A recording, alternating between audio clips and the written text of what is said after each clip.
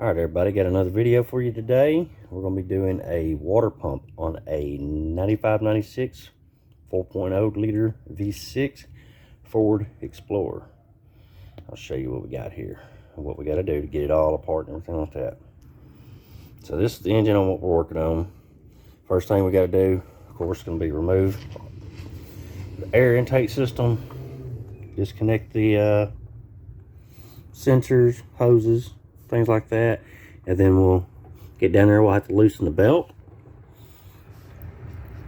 and then we'll have to pull the fan pulley off, or the fan off rather. So I'm gonna get all this started and then we'll be right back with you.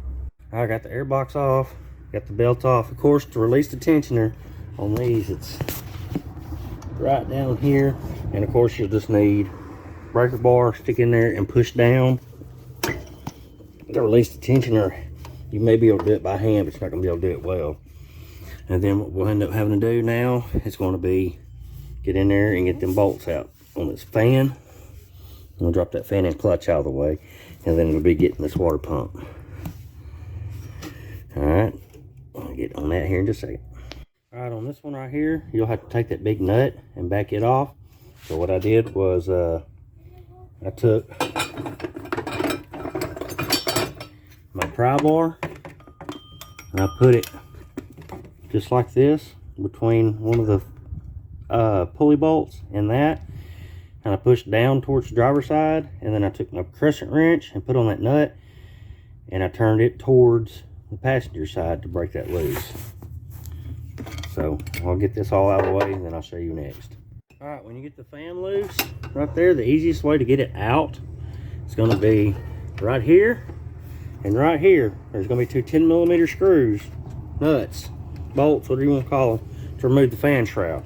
So remove the fan shroud and the clutch fan all at one time. And then right now I would suggest you also inspect your fan for damage, cracks, things like that. These things are old, or they can be old if they've not been replaced. Plastic, over time it gets brittle, you get cracks like that in it. And over time, centrifugal force can make this thing actually come apart. So I'm going to tell, it's my father-in-law's truck, I'm going to let him know that we do need to replace this in the near future. But for right now, we're just going to replace the water pump so we can get him back on the road. So next step is going to be actually I'm going to disconnect the hoses there, and then there's a hose there at the bottom of the water pump, and we'll go ahead and pull that screw right there back out, pull the pulley off, and then we'll take all the little bolts out to get the water pump off. We'll put a new gasket in, everything like that, and I'll show you as we go through all those steps. All right, I got the top hose off. Now the bottom one on there, it's been on there so long, I think it's the original. So it's kind of gummed up and glued on. So what I'm going to try to do is get the water pump off and see if I can't get the hose off after I do that. So next thing you do is, it's going to be all these right in here. There's going to be 2, 3, 4, 5, 6, 7, 8, 9, 10, like 11 bolts, and they are going to be 5/16. So I'm going to take all of them out. I'm going to take them out one at a time, and I'm going to put them in the same spot that they went on the new water pump, just in case they're different sizes, lengths. That way I don't get them all mixed up. So I'm going to get this apart, and then we'll go from there. Alright, I got the water pump off, got the belt off. You see it needed a good flushing too. When you get ready to do this, of course you want to make sure you get all this old gasket crap off all the way around. So you have to get a good gasket scraper, Brillo pad, something like that, where you can get it good scuffed down real good. And then of course you'll want to put it back on. You don't want to snug it down too tight. About hand tight or so should be good. So I'm gonna get all this cleaned up and get back with you. Give me just a minute. All right, I got the old pump off, got the gasket cleaned up.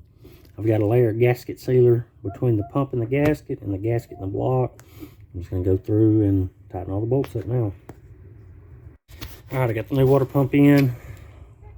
I hand tighten all the screws in one at a time.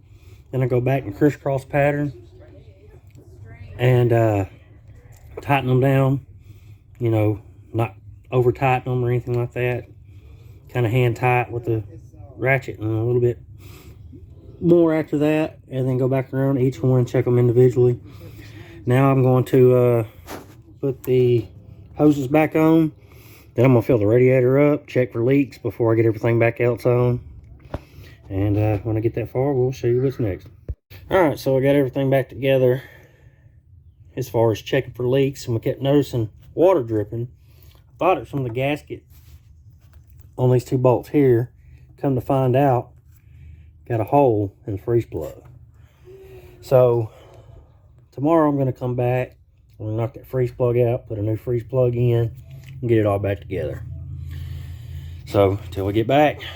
Alright, we're back out here again for day 2 on this. Not going to take too long. I'm going to show you how you knock that freeze plug out, and then we'll get go to the store, we'll get a new one, and get a new one put in. Alright, give me just a second.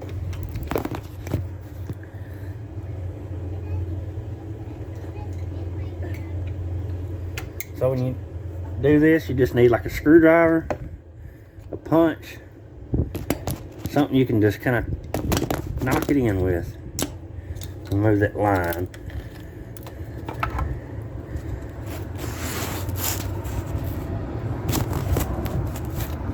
See if I can get you set up where you can see. No, don't look like it. Alright, well let me knock this out and I'll be right back.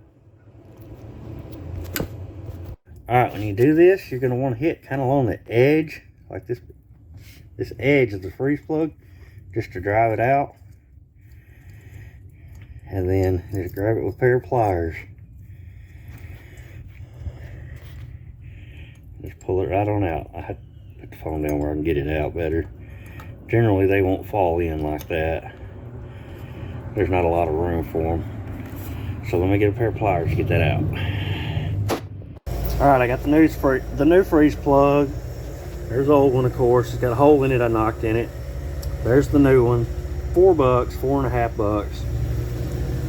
So when you get ready to put this one in, of course you want the dish side to go in. You'll put a little layer of RTV around the outside edge of it, and you'll find you a little socket that fits down in it, and you're gonna be like Happy Gilmore, and you're just gonna tap it in. Just, you know, little taps. Just tap it in. Alright, I'm gonna get this wiped down and cleaned up, and I'm gonna go get this put in. Alright, sorry about the background noise. The neighbor out here at my father-in-law's house is getting her yard done. I got the new freeze plug in. Like I said, all you do is put a little thin layer of silicone on it, line it up with your socket, tap it in, and you know, you want to seat it. Make sure when you seat it, it's not sitting flush. It's sitting in just a little bit all the way around. You want to make sure it's kind of even all the way around. That way it seals better. So you just sit it in, tap it in. Of course, I'll fill it full of water and check it for leaks first. Make sure it's not going to leak. Things like that. And I'll get it all put back together. I don't know if I showed you this earlier or not, but this is the old water pump. You can see where it had been leaking from the weep hole, and it was leaking from back there, so it was a double whammy type thing on this deal. But we're gonna get it fixed, get it going now. So I'm gonna get all this situated, and I'll be back in a minute. All right, I got it all back together. We ain't got no leaks. Now, to get to that freeze plug that I had to do, I had to remove all this, the alternator, tensioner, and all that, which is 1, 2, 3 13mm bolts. So I'm gonna get all that put back on, and then we'll get all the wiring hooked back up, and we'll get everything back right here going. So give me a minute. All right, I got the alternator bracket, idler pulley right here, and the tensioner all back on. Everything's hooked back up, wired up.